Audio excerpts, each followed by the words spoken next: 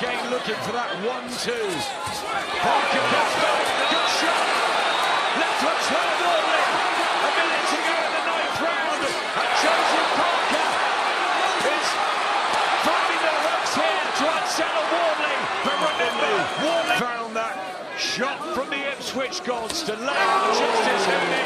And this time, Joe Parker finds maybe a weapon that comes home. Just looks just opens up that right-hand side for the left hook. Oh, good shot there. Countering. Parker back to the right side. How is he taking these shots? What a chinny shot, Fabio Wardley. How has he not gone down in the 10th round? Too late to worry about that.